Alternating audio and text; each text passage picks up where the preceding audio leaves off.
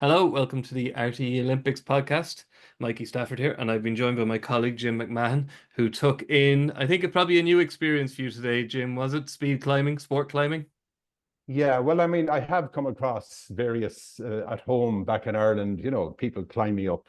I remember being in DCU when I was a student, and there was some sort of rocks on the wall that people were climbing up. But I was looking through the events of the day last night, and yeah, I decided, look, sport climbing, why not give it a go?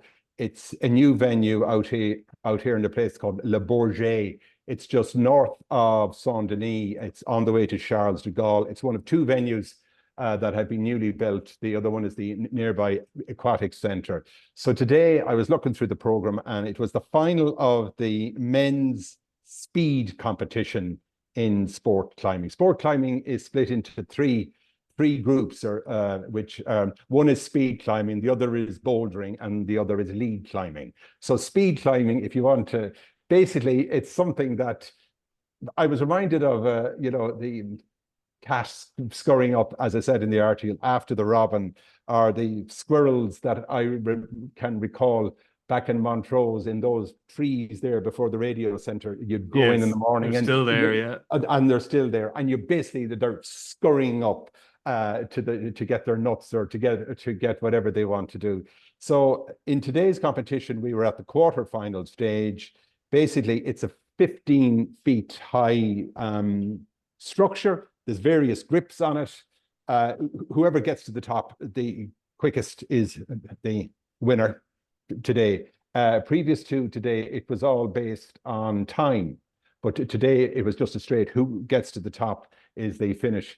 So this is a competition, Mikey, where everything is done and dusted in about 5 seconds. So right off they go, bang, up, touch the red mark at the top of it, and the bleep goes, and the time is given. So this is what I call fast food sport. There isn't a time to, it's very hard. Your eyes are switching, there's 2 lanes, lane A, lane B, off they go. And it's also a day, Mikey, in which a new world record was set in the event. A guy called Watson from the States, he was the favorite. He's 18 years old. He was beaten in the semi-final. So then when it came to the bronze match, he set a world record. He set one in June, 4.79. He set one on Tuesday, 4.75. And he set one today, 4.74. So, Jim, let's just give the readers some kind of context here. That's less than 5 seconds to climb a 15-meter wall that's at a 95-degree angle. Now, obviously, there are little holes, and they're just little metal kind of nodules, or lumps that are placed in the same position for each climber, I presume. For anybody who didn't watch it, Jim's article is on the RTÉ website, and embedded in it is the gold medal race. You can watch it. It's absolutely insane, Jim. It's like the kind of stuff you see in a Spider-Man movie. It is utterly nuts, the speed at which they climb directly vertical. It is, yeah. And they have great, as I said, their agility must be something. I just wonder what kind of training routine they must do. Is it arms? It has to be arms, legs. Nimbleness must be one of the attributes to be a successful sport climber, to be light or fleet of foot. But your fingers as well. I'd say they're great people to open a jar of jam if you can't get it open. They must have incredibly strong hands. Yeah, and they also do have a type of harness as well, that have a rope on them as well. So it's not dangerous. You're not going to fall, obviously, but it's still 15 meters straight up in 5 seconds. One of the disciplines, Mikey, bouldering, that is done without a safety rope, by the way. So anyways, the quarterfinals, you had the 4 quarterfinals. Literally, it was more or less into the dressing room, whatever. They may have wanted to go to the lavatory, I don't know. And out they came again, and back in for the semi-final. And those 2 were completed. And then we had a final, back out they came, bang, and that was it. So it was all done by, not that it was short or anything, it was probably done in less than 25 minutes. Yeah. You know what I mean? So it was what I call your fast food sporting entertainment. Now, the other disciplines they are a little bit longer. Bouldering is a bit more of a thinking man's game by the looks of things. Yeah. So you're obviously trying to think, okay, if I go to this object, that's going to give me more marks, and so on and so forth. But it was just, look, it's something, I've been to the beach volleyball, which I've seen before, but it's good when you're over here to go to something that you're probably unlikely maybe ever to go to again. True, true. And let's think that, Jim, if Stephanie Meadow and Leona Maguire have had better first rounds, you would have been going to the golf today, and that would have taken a lot more than 25 minutes. So it's a bit of a result. Yeah, like, I mean, and sadly for one of them, I think they had a quadruple bogey at the last. So yeah, today didn't go much better. But I mean, certainly. But again, Mikey, I mean, the venue, which was absolutely full, massive crowd. Even before it started, it was just very hard to get through the crowds because they were all queuing for their Coke and their burger and their chips. You know what I mean? Paying their €6 for your Coke in a cup, and then you give the cup back and you get your €2 back, because there ain't any bottles nothing is poured into a bottle during France during this. I'm curious about the crowd, Jim. Like, was it a young crowd? Did everybody seem like climbing enthusiasts, or was it a knowledgeable sport climbing crowd? Like, who goes to watch this sport? Like, it looks wildly entertaining, but I'm just curious. Are they just general sports fan who want to go to some of the Olympics, or are we talking about rock climbing enthusiasts? I'm not sure whether they're rock. I'm just thinking about. I think they were young. Would be the younger, but I'm not sure. I didn't get the impression now that I didn't hear somebody. 2 seconds up, this isn't going well for X. You know what I mean? So, you know what I mean. So I didn't hear. There's no climbers on the ditch, no. But I did get in at the end of the previous session. But as soon as that was over, people were just out of their seats, gone. You know what I mean? Likewise for the medal, likewise for the men's speed as well. They were gone. You know what I mean? And but it's, look, just something to tick off, a box to tick off. But as you say yourself, madness. But I would love maybe to speak to somebody. I don't know whether there is a federation in Ireland of sports climbers. I don't think so. But I would just the training aspect of it would be something that could be worth an article somewhere down there. It's a good thing to enroll children with a lot of energy in, I'm told, by people who do it. Like, they have kids with, those kind of kids that bounce off the walls, but you might as well get them climbing them. It's a good, it's something that keeps energetic children busy. So it's been going. The sport itself, Mikey, has been kind of standardized for the last 40 years. I think 1989 was the first World Cup, and the other thing about it as well, the speed, which I watched today, that's a single medal event. The other two disciplines are combined into a medal. Yes, that's right. Yeah, the bouldering in Tokyo, the 3 events were combined. So speed is getting its own medals. I don't know how you feel about it, Jim, but I've most of these new sports that have come in, I haven't seen any of the breakdancing or the breaking, but like between like skateboarding, rock climbing, these things, I find them very entertaining. And I think that's kind of what the Olympics is, and they're clearly phenomenally good at what they do. This isn't like money, jobs for the boys or money for jam. Like, you have to be incredibly good at these, even if they're a little bit niche. Like, these people are phenomenal athletes. Yeah. And also as well, I mean, are there sports that are attracted to a younger audience, a younger, and obviously that's definitely a part of it for the trying to drag in. I mean, the guy that set the world record, Watson from the States, I mean, he's only 18. So, like, I mean, and he was the favorite for the gold medal, and he seems to break the world record pretty regularly. So what's been your impression overall, Jim? Now we're winding down. We're not done yet, but we're certainly, in terms of Irish involvement, it's on the way. And you've seen a good few events. You've seen to a few more than once. Which venues or which events kind of have stuck in your head? Well, first of all, Mikey, I thoroughly enjoyed the whole Olympic experience. First time to be at an Olympics. Without any hesitation, I would put the swimming and the gymnastics venues / atmosphere up there. Obviously, been to the Stade de France for the athletics as well. Really enjoyed that. I spent an evening at the beach volleyball. And it was just not the players down on because I was way up and the players were down in the pit, but it was just that everybody there seemed to be bronzed.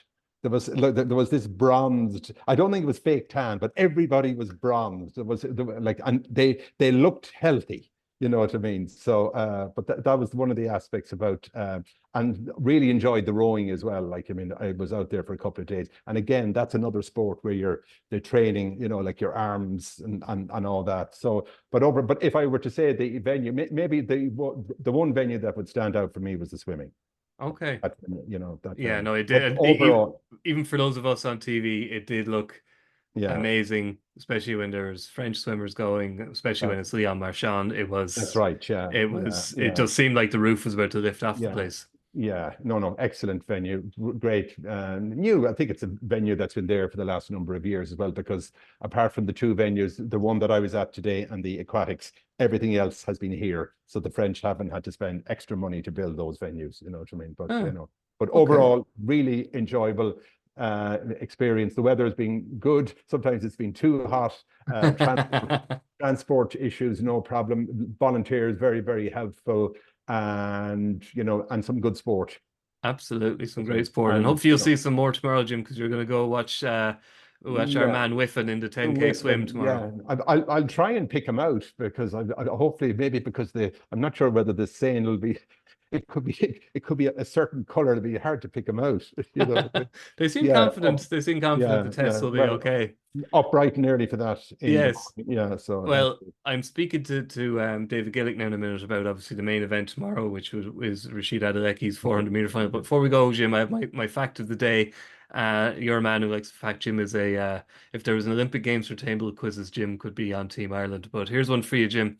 You were watching him today, Vedrick Leonardo, who won gold in the speed climbing. Indonesia. I was like, Indonesia, that's a really big country. You don't hear about them much at the Olympics. He was their 9th ever gold medal. It's a country of 280 million people. But you know what? Vedrick Leonardo, he is the first Indonesian to win a gold medal for any sport other than badminton. Yes. There you go. That's their thing. That's their, they've won a lot. They've won 8 gold medals in badminton. So Vedrick Leonardo today won Indonesia's first ever gold medal that didn't involve a shuttlecock. So congratulations to him. And I was there to see it. You were. Jim, thank you very much. Okay. Enjoy the rest of the games. We'll chat to you soon. I'll be chatting to David Gillick now in a second. Thanks, Mikey. Thanks. Now, been joined by David Gillick in Paris to look ahead to Rhasidat Adeleke's 400-meter final in the Stade de France Friday evening. I think it's a date ringed in most people's diary, David. And I think, first of all, as I was saying to Jesse Barr last night, I think we shouldn't underestimate what it means to be able to ring this date in the diary and have an Irish competitor there racing in lane 4 with, who's in a conversation for a medal. It's a massive deal for Irish sprinting and Irish athletics. Oh, look, it's fantastic. And I think that's what we need to realize right now. We need to just kind of celebrate the fact that we have an Irish athlete in an Olympic sprint final, It doesn't happen very often. And indeed, she's the first female to get into a sprint final at the Olympic Games. So, the first not going over hurdles, which I know you don't differentiate in sprinting. Hurdling is sprinting, etc. But it's the first Irish person to ever go in a sprint final in the Olympics, which doesn't involve hurdles. Absolutely. Tom Barr back in Rio, and then Bob Tisdale back in 1932, I think. So, look, it's fantastic. And I got to be honest, it's something that I dreamt of doing. And unfortunately, it didn't happen in the Olympic Games for me. But, to get to a global sprint final in the world of athletics is a massive, massive achievement. And for Rhasidat to do that at her kind of young age of 21 in an event where she's still relatively new too, we know her background, 100, 200s. If I'm honest, I always, even when I saw her as a little kid, I was like, she'd be so good over 400 just because of her physique and a long stride. And, that's where she's now really kind of focused on, and she's made a global final, a global Olympic final. So I think that is the main thing.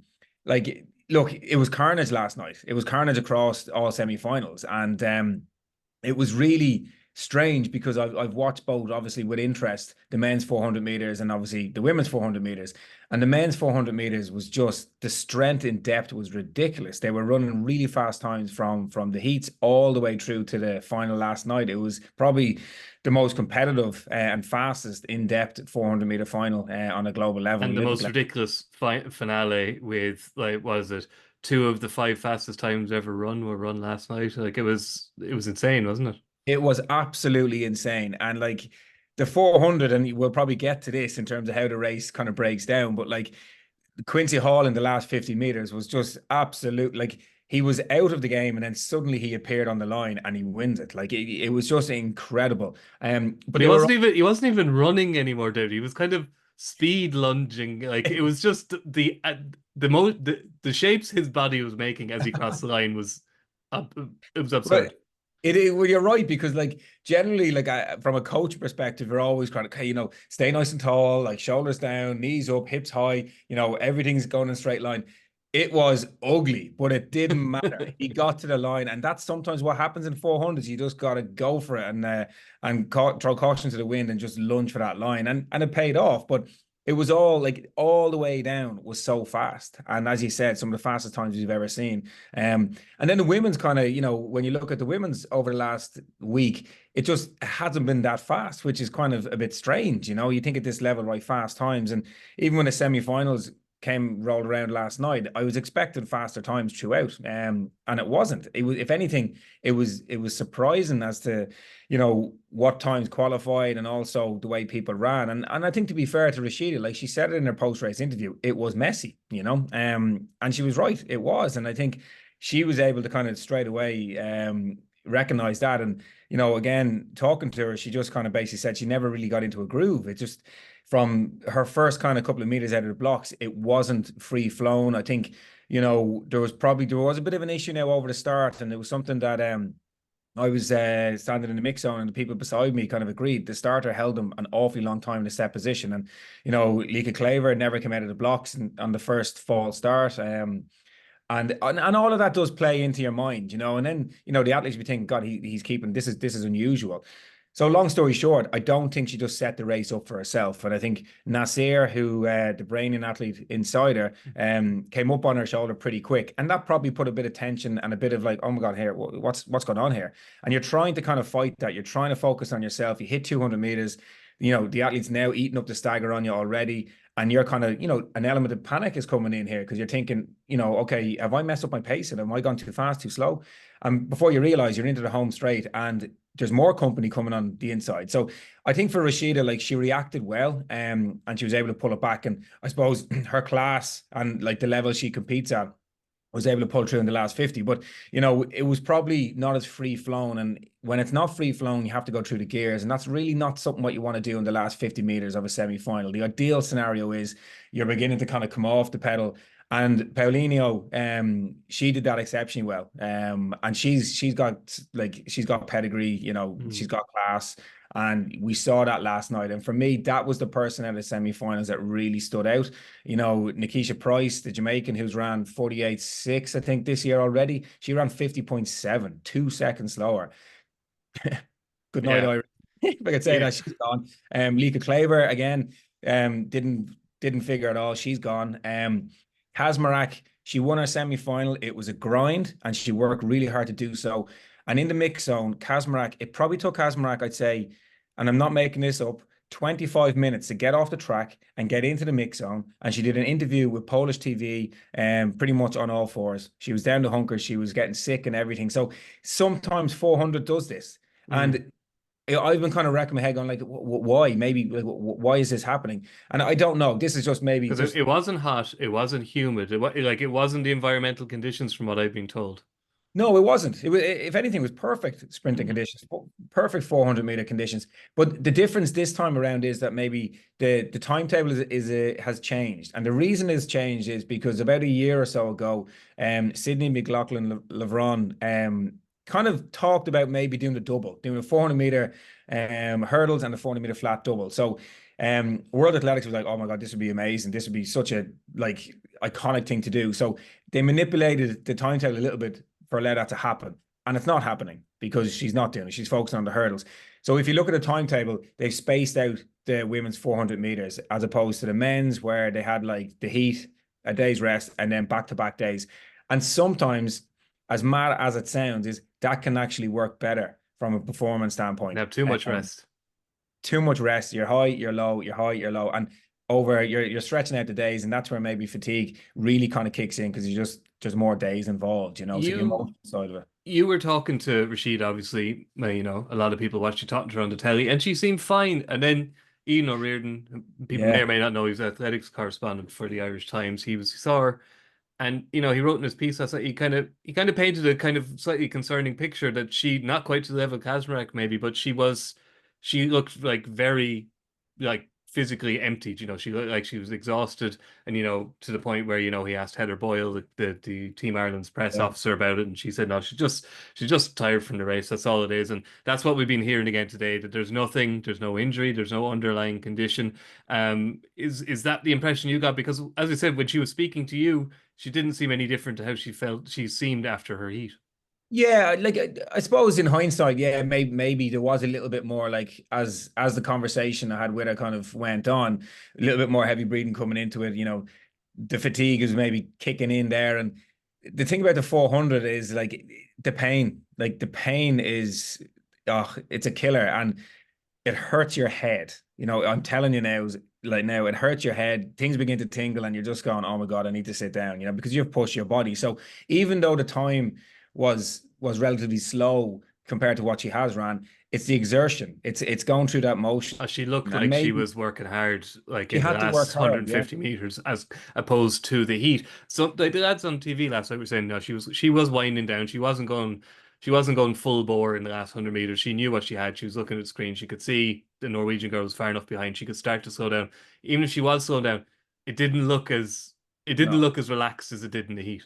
No, and I think that's the thing. Like, the 400 meters, when you run 300 meters and you're into the home stretch, it's going to hurt, and I think the danger last night was that she had to kind of she couldn't back off the gas. She had to almost kind of maybe go up a gear. She had to work a little bit harder. And it doesn't matter then what happens in the previous 300 meters. It's what you've already ran 350 meters in the legs, and then you have to maybe go up a gear a little bit. And that's where the work came in. I didn't actually know about that afterwards in terms of the mixed zone and what had happened, but it could have been a case where, she was tired, maybe she was fatigued and just kind of wanted to get out of there. So wave the white flag, I need medical assistance and evacuate, so to speak, because you have to walk through the mix zone. And the only way that you don't is if you have medical assistance. So it could have been a smart move. Maybe she was like, yeah, do you know what? I am tired and I don't want to spend another half an hour to an hour talking about what's just happened. I want to get out of here. I don't know. Maybe that's just a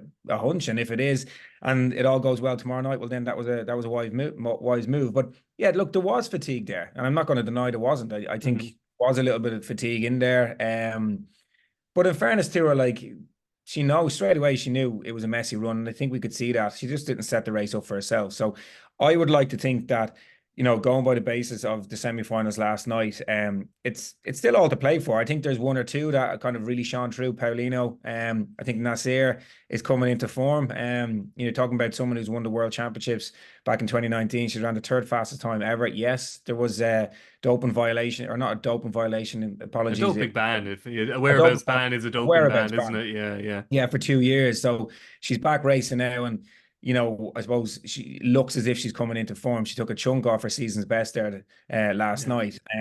But she looked very smooth. It looked smooth. She did, yeah. So, I think Kaczmarek, Rhasidat, Amber, from GB, she ran well as well. So I think there's a number there that are going to be in a bit of a dogfight for the medals. Okay, well, I got you on obviously because you've been watching the race all week, but also you are a former 400 meter, and I had one on last night in Jesse Barr, and I didn't get into it with Jesse, but I wanted to talk to you about it today. Obviously, Michael Johnson, for anybody who's still on Twitter or X, Michael Johnson retweeted a video last night, which was an explainer of why you can't run the 400 meters full pelt for 400 meters. Michael Johnson's probably the reason you ended up running the 400 meters, I imagine, watching him, because he did make it look like he could run it full belt the whole way. And he says, I couldn't, but as soon as I understood this, I knew I could run it as hard as I possibly could. And he basically says, first 50 meters, you're short explosive movements, you've got an energy system that just means you can just do it. Everybody can do it. I suppose everybody has that burst of energy.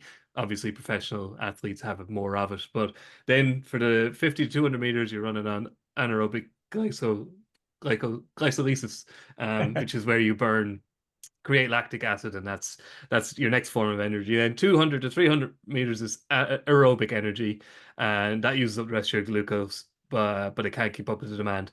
But then the important thing is 300 to 400 meters, you can't rely on anaerobic or aerobic. You're kind of hybrid, and you haven't got enough energy to do what you need to do. Yeah. How did you, briefly in layman's terms, how did you kind of work that equation? Yeah, it's like, I'm not a physiologist, so it's really interesting to get the science behind it, because people kind of throw the word out, oh, lactic acid, but what exactly is it? I know lactic acid is just something that hurts, and particularly hurts in the last 50 meters, and you're trying to find the energy from somewhere and you're not getting enough, and the pain is that's what makes your face tingle and stuff. Like, I can tell you so many stories of, some days it works, and some days you're coming off the track and you're going, oh my God, that was the easiest 44 seconds I've ever ran. And then other days you run 45 something and you cannot get off the track. So he's right in what he said. When you begin to kind of understand 400 meters and you go, okay, well, what can I do over the first 100 meters? What do I do over the first 200 meters? What do I need to go through? And Rhasidat kind of referred to that an awful lot of her first 200. So you break the race down into half. She should go fast the first 200, because that's what she has over others, is that she's a fast 200-meter runner, and then it's kind of holding on. So, whereas Kaczmarek and others will come late. Exactly. So the way you'd look at it is, for me, Rhasidat would be a 200-meter, 400-meter runner, whereas someone like Kaczmarek tends to be maybe more like a 600-meter to a 400-meter runner. So she's naturally maybe got more strength, as opposed to maybe the pace that Rhasidat would have. So you're trying to balance that. And so for Rhasidat, if she can get out faster, which would mean it's still a comfortable time for her going through the 200, it shouldn't really shock the body too much. And then it's coming, the next 200 is where, in an ideal world, she's got a lead on people, even though they're closing on her, she's too far ahead. So in the 400s, your last 100 meters will be your slowest 400, because that's where fatigue is kicking in. And I used to always I'd be coming more from the 600 to a 400. So strength was probably my asset over speed. So I'd always try and go through in something 21.3 or 21.2. But if I got that wrong by 0.1, if I went through in 21.1 or 20, even 0.1, it would ruin the rest of the race. I'd be hanging on. And if I went too slow, 0.1 or 2, too slow over the first 200, I'd probably run out of track. So again, you're trying to find that balance. And that's kind of what, if you understand that and you know what you're capable of doing, well, then hopefully you're not going to die a death in the last 50 or 100 meters of a 4. So and then the training comes in and you're kind of working on your speed endurance, and, what's that like? Well, it's doing a little bit of, say 300s off short recovery, where you're kind of putting the body into energy death. So when you're doing more reps, then the lactic is building in the legs and in the body. So when you're getting to rep number 5 or rep number 6 of 6, that's the training element to it. So your body is lactic levels are very high, and then you're trying to tolerate that. So you're trying to build up a bit of lactate tolerance, which is probably part and parcel of the 400-meter training. So again, it takes an awful lot of time. But interestingly enough, I went back and looked at the splits from last night's men's 400 meters final. And just to give you, so Quincy Hall, who we just mentioned, won. So his first 100 was 11.01. His second was 9.99. Okay, because he's flying down the back straight. He's off a rolling start. So it's he's not coming out of blocks. So it's rolling, it's fast. The top bend is a 10.8. Okay, so now fatigue is coming in. So he slowed nearly a second from his second 100. And then his final 100 was 11.59, which is actually not that bad. Okay. Yeah. If you compare that to, say, Hudson Smith, so Hall was 11 on the first 100. Smith was 10.8. On the back straight, Hudson Smith was 9.8. So he's a 10 quicker, or even 0.2. And then he was 10.7 on the bend, and then the final 100 was 12.09. So that's roughly kind of where you're going. So you're trying to kind of pace it, you're trying to get it right, and it's just one of these things you can get it horribly wrong. So yeah, when you know this and you know what your strength is, that's what you're trying to work to your best of your kind of ability, really, Okay, now, armed with all that knowledge, and that is a lot of knowledge, because we lay folk, we just thought 400 meters, run as fast as you can until you see the finish line. No, we obviously know it's not that. What's your 1, 2, 3 for tonight, David? Okay, so I think Paulino, I think Paulina's going to win. Okay. I think she looks smooth and she got the pedigree and she knows how to win. She's a world champion. The second and third, I think Nasir, Kazmarek, Adeleke. 3 of those into 2. Doesn't go. In some order. In some order, yeah. I do believe Rhasidat has a 48 in her. I really do. I'm watching her this season. I think it's there. It's just going back to everything that we've mentioned. It's just setting the race up for herself. I think she's got a good lane draw. I was about to ask, is lane 4 good for her? Yeah, have the people have her chasing people down rather than being chased down. Yeah. That suits her. Yeah, I think like when you're on the outside, it can be a bit scary. You can't see anyone, and you're really relying on your own race and pace judgment. Which, you know, if you're good at that, no problem. But if you're not, it's not a great lane to be in. So I think lane 4 is better for her, and she has everyone outside, and she can just attack the race and attack them over the first 200, and hopefully hang on. I do think there's a 48 there, but all the other athletes that I mentioned can run 48 as well. So I just think if she's in with a sniff at like 300.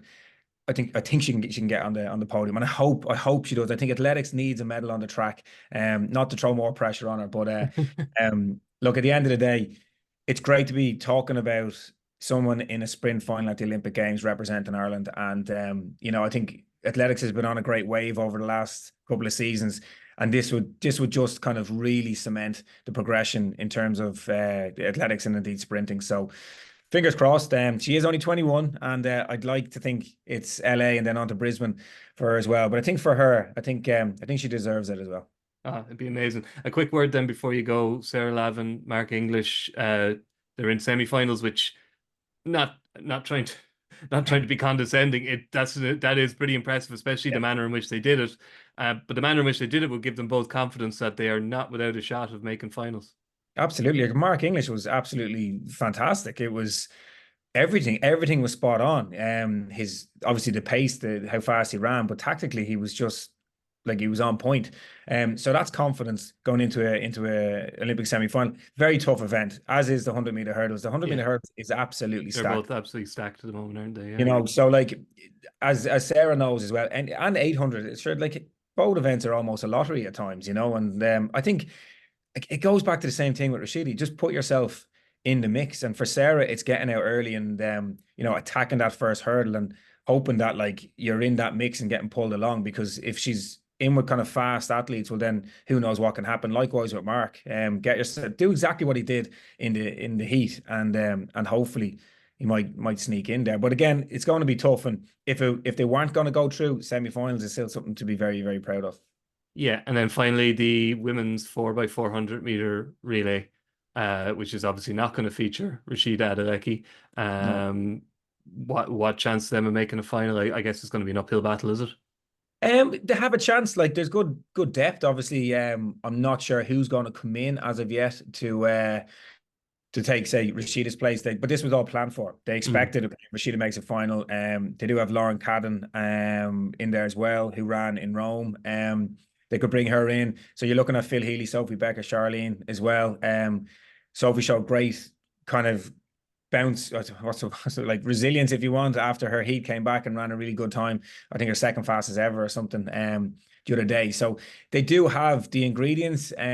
It's just, again, it's tough. It's tough at this level. So it could be close. It could be really close. Okay. Well, obviously you can watch that on RTÉ2, the athletics. It's a great feast of athletics over the next few days, as maybe other events kind of wind down a bit. And David will be there with his microphone, making sure all the sprint stars and all the field stars have to conga limbo under his microphone if they don't want to talk to him. You can also follow it on RTÉ Radio 1 and the RTÉ News app and the RTÉ Sports website. Thank you, David, and best of luck to Rhasidat, and we'll chat to you all again tomorrow. Good luck.